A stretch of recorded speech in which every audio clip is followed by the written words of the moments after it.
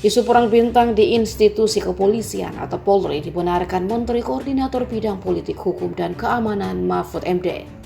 Apalagi setelah bukti pengakuan mantan anggota polisi Ismail Bolong yang melakukan setoran uang miliaran rupiah ke Barreskrim Polri Komjen Agus Adrianto dari hasil pengepulauan ilegal penambangan batu bara. Meski pengakuan itu sudah ditarik karena dibuat atas tekanan Brigjen Hendra Kurniawan yang kini sudah dipecat, namun isu saling serang antara bintang jenderal di tubuh Polri memang benar adanya. Mahfud yang mendengar itu tidak membantah isu adanya perang bintang di Kepolisian Republik Indonesia, terutama dalam isu mafia tambang ilegal. Perang bintang yang dimaksud yaitu saling serang para perwira tinggi Polri terkait dugaan pelanggaran hukum yang dilakukan. Diketahui Ismail Bolong mengklaim bahwa video testimoninya dibuat berdasarkan tekanan dari Biro Pengamanan Internal Propam Polri yang kala itu dipimpin Brigjen Pol Hendra Kurniawan.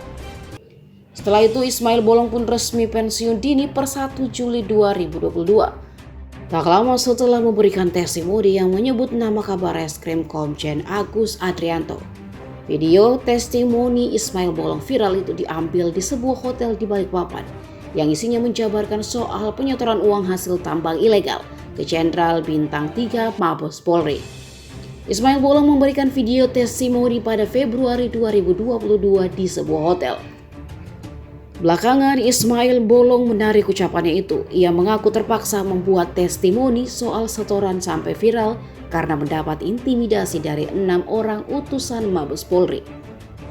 Soal bisnis tambang ilegal, Ismail Bolong tak menampiknya. Tambang batubara itu dikelola Ismail Bolong seorang diri di Desa Santan Ulu, Kecamatan Marangkayu, Kabupaten Kutai Kartanegara, Kalimantan Timur. Dalam video yang beredar, Ismail Bolong menjadi pengepul dan meraup untung dari penjualan konsesi tambang batubara ilegal, kisaran 5 miliar rupiah sampai 10 miliar setiap bulan.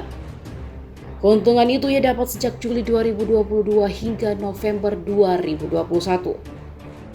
Selama tambang ilegalnya beroperasi dan aman secara hukum, Ismail Bolong berkoordinasi dengan perwira tinggi Polri.